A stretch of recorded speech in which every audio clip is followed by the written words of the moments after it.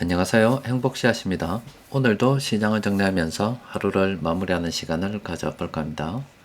오늘 우리 시장은 코스피도 코스닥도 상승 마감했습니다. 코스피는 0.94%, 코스닥은 1.15% 상승 마감했습니다. 시장 수급을 들여다보면 오늘 외국인들의 순매수가 많았습니다.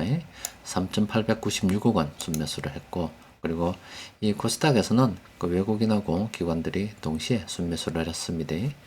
오늘 시장이 상승하면서 또 특히나 외국인들이 매수를 많이 했기 때문에 뭔가 좀 좋은 분위기가 감도나 싶은 생각이 들 수 있습니다.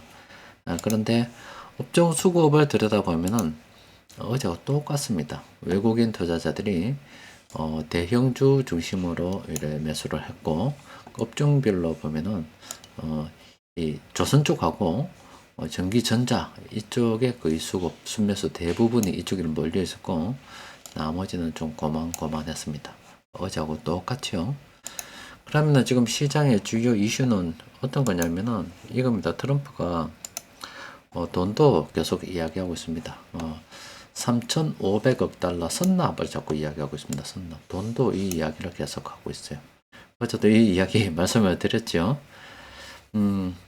그래서 저기 돈을 안 주면 지금 자동차나 철강 이쪽은 상호관세가 적용이 되어서 자동차는 25% 그대로 지금 적용이 되고, 또 그리고 철강은 50%또 철강이 또 들어간 때는 그 비중에 따라서 우리 전자제품도 그만큼 이 관세를 또 부과하게 됩니다. 그러니까 수출에 상당히 지금 큰 타격을 갖다가 입고 있는데 트럼프가 사인을 안 해주는 거예요. 그러면서 자꾸 돈 내놔라 돈 내놔라 이야기를 하고 있습니다. 그래서 이 거지 새끼 어제 이와 관련해서 왜 저런 짓을 하는지 어제 시황을 통해서 말씀드렸죠. 저런 거지 같은 짓을 하고 있습니다. 참,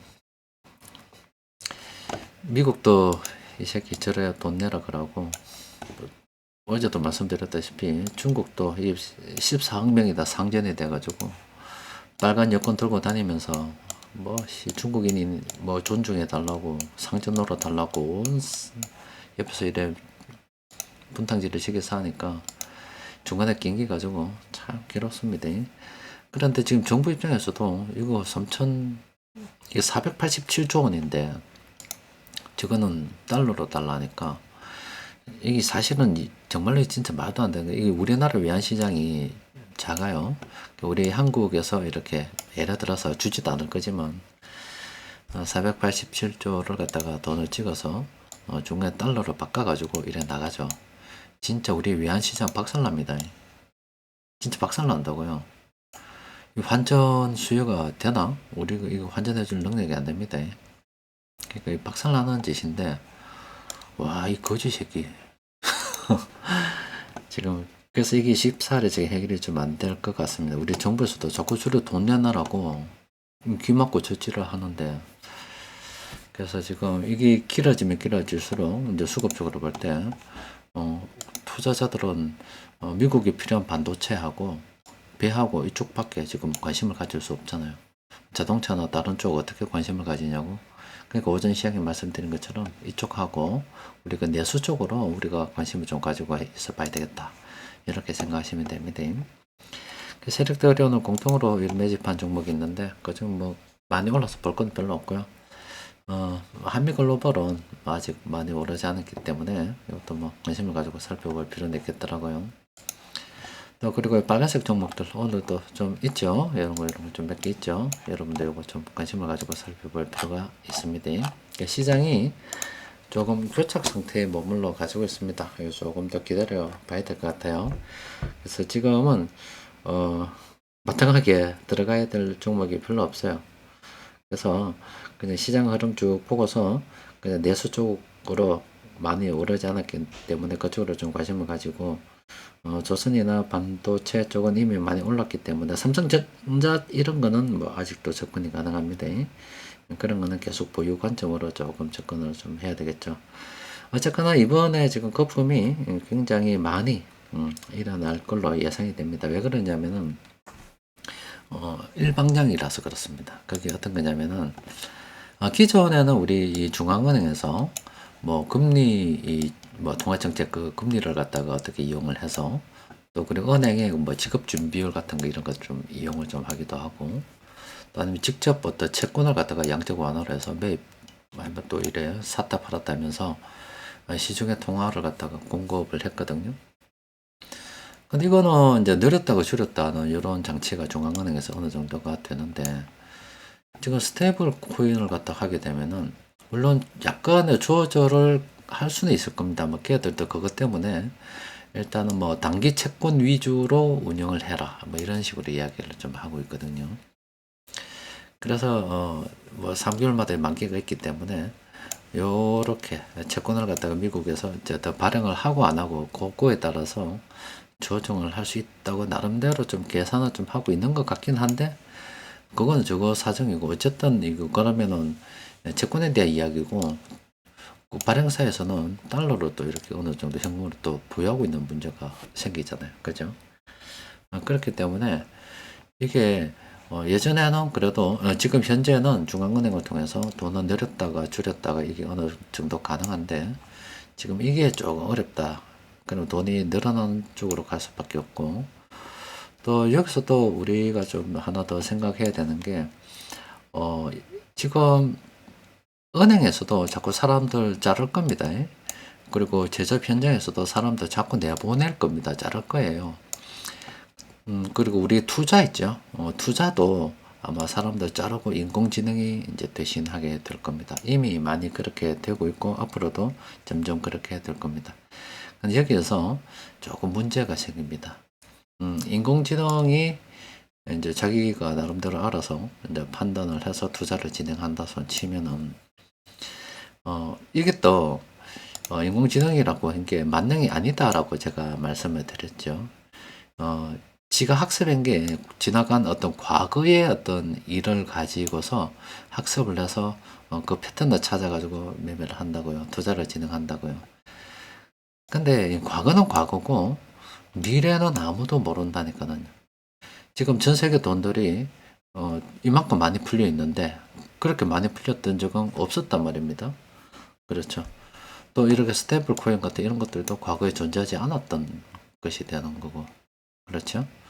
그래서 이 미래의 일은 반복되는 일들이 아닙니다. 어떤 어느 정도 그래서 제가 여러분들께 늘 말씀드리는 게 어느 정도 범위 내에서는 우리 볼린저 밴드처럼 어느 정도 범위 내에서는 맞아떨어질 겁니다. 그러니까 인공지능을 이용해도 충분히 수익이 잘 날 겁니다.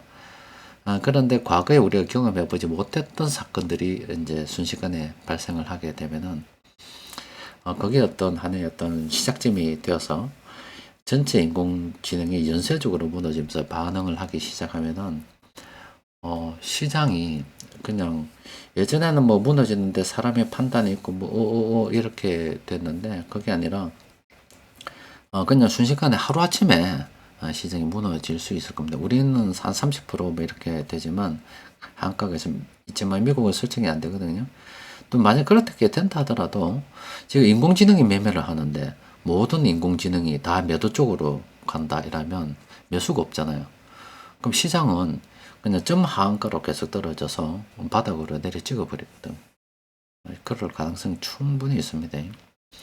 또 반대의 경우도 생길 수 있습니다. 그러니까 제가 여러분들께 늘 말씀드리는 게 한번 이번 거품 터지기 시작하면 인공지능이 매도할 때는 또 그렇게 되겠지만 매수할 때 매도 없는 매수만 계속 떨어지게 되면 점상으로도 엄청 날아갈 수도 있겠죠.